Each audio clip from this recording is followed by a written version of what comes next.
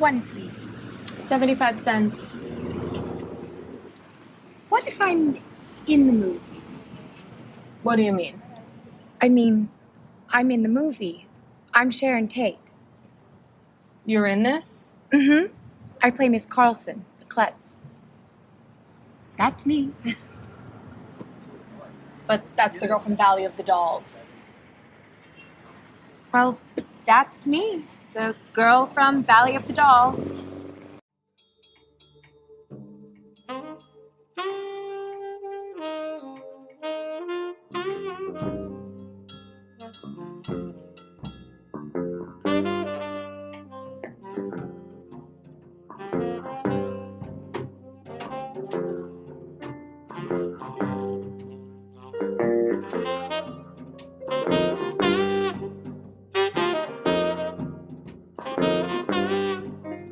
And welcome back to another episode of Based on a True Podcast, the podcast series where we talk about how Hollywood tells true stories, biopics, and the like. As always, I'm Kristen here with Kim. And if you've been following along so far, then you know that this is our last episode in our 4-week, I don't want to say tribute, but exploration of the Manson crimes. We started out with a look at the dueling interpretations of Vincent Bugliosi's Helter Skelter in film. We have talked about the Manson girls, and we talked about Tate-sploitation and the Sharon Tate story through her eyes, kind of. And it brings us all here to the most recent, the splashiest, and the most controversial. Yes, I'm going to say this is more controversial than The Haunting of Sharon Tate was, because the only people that really saw that movie was Kim and I. We are talking about Quentin Tarantino's Once Upon a Time in Hollywood. This is not just the story of the Sharon Tate, it's also an exploration of Hollywood, specifically Los Angeles in the late 1960s, the transition from the studio system into the more esoteric film school, new wave kind of style of filmmaking, the transition of television shows, crime, told through the eyes predominantly of a fading TV star, Rick Dalton, played by Leonardo DiCaprio, and his stuntman, Cliff Booth, played by Brad Pitt. So, okay, let's get the elephant out of the room. This is Quentin Tarantino movie. He wrote it and directed it. I saw this when it came out. And we had a lot of thoughts about this. I know you and I talked about this well before it came to theaters. And I was already a little leery of it when it was being discussed. Because as we know, Tarantino has done revisionist history before. And we talked a lot about this in the Haunting of Sharon Tate episode. And I don't necessarily want to repeat myself. But I feel like watching this movie and watching that movie so close together, a lot of the issues that I had with this film, I didn't necessarily have with The Haunting of Sharon Tate, and vice versa. And I'm interested to figure out why that was. Before we get into it, short little ad for our Patreon. If you like our Patreon series that we're doing, you like stuff like this, please tell your friends to subscribe to our channels, whether that's this Patreon website, as well as our Twitter at ticklish_biz, and our YouTube channel and our Instagram. Help us out. We are looking to get 300 subscribers on Patreon so that we can start a new ambitious series on TCM's The Essentials. That gets the advertising out of the way. So Kim, what did you think of this movie? Especially after watching it as we talked about The Haunting of Sharon Tate last week. Okay, so I, like you, watched this film when it came out. And I will say that I had such strong feelings about this film that my rewatch of it early this week is the first time I have had the courage to venture back to it. I like a number of Tarantino films.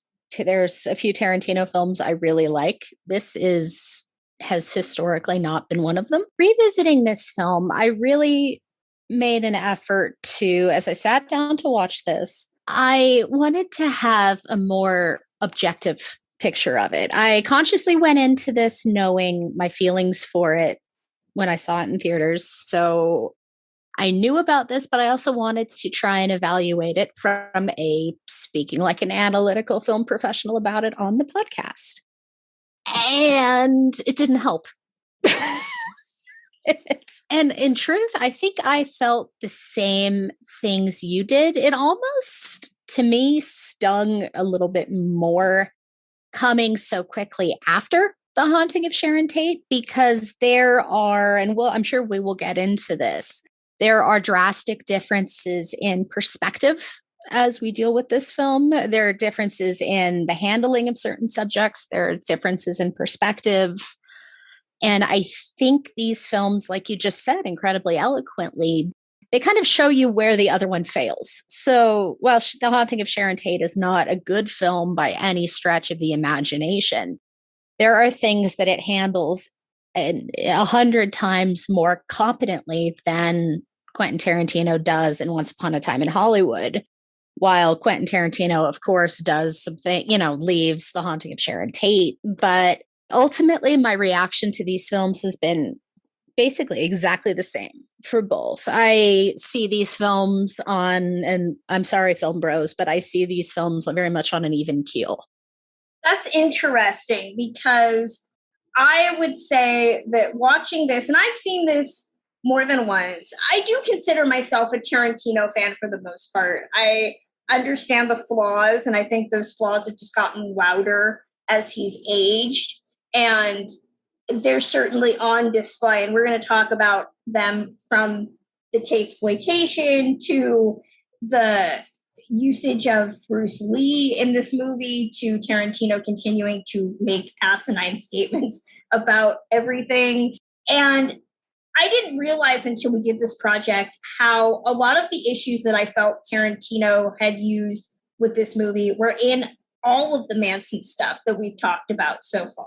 So the emphasis on film stars' children, which I thought at the time, as I watched Once Upon a Time in Hollywood when it came out, was his cheeky way of saying that the Manson girls were just entitled, spoiled children of privilege because he had Kevin Smith's daughter and he had Ethan Hawke and Uma Thurman's daughter and, all of these things. Well, we've done 3 other episodes where that's all been done before. We talked about the fact that there was Greer Grammer and Josh Brolin's daughter in Manson's Lost Girls. We talked about how Sosie Bacon was in Charlie Says. Lydia Hurst in The Haunting of Sharon Tate. So that is not new. And I didn't know that until we really looked at that. And I think that says a lot about, again, how we look at the Manson family in general from a Hollywood perspective. I didn't realize that the narrative of Manson kind of being this petty non-entity in Once Upon a Time in Hollywood was something that a lot of the other movies have grappled with, whether that's Charlie Says, to Country GQ Manson and Manson's Lost Girls, or even Bugliosi's Helter Skelter. So it's fascinating that for all the ways Tarantino feels that he is original, everything he did in this movie had been done by other filmmakers with regards to Manson. Well, Tarantino's shtick, for lack of a better word, is built on the nostalgia that came before it. Tarantino's entire career has been built on making a spin on genres that have been done before, on styles that have been done before, and films that have been made before. He is a filmmaker who thrives on making references, I'm sure there's I want to say parody, but that's not quite the right word. There's a film schooly term I'm sure I'm missing. But for all the films of his that I like, he is not truly an original filmmaker. He writes some great stories. He's an incredibly savvy writer. But as a filmmaker, most of what he does thrives on the connections and the memories that it harkens to things that have been done before. And this entire film is a love letter to this era in Hollywood. And to me, I think that is the only way where this film stands up as I watch it. I struggled, this was a conclusion that I came to as I was watching it this time around.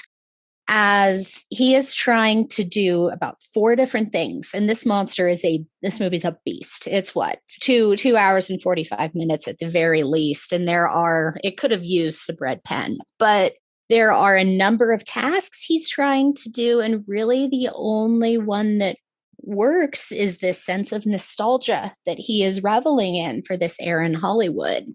And it came back to, I was reminded, because he comes at this entire period with this entire film. So you have the Manson portion, you have the Tate portion, you have Cliff and Rick. And each of these parts kind of has that same wistful nostalgia for the Hollywood of the past.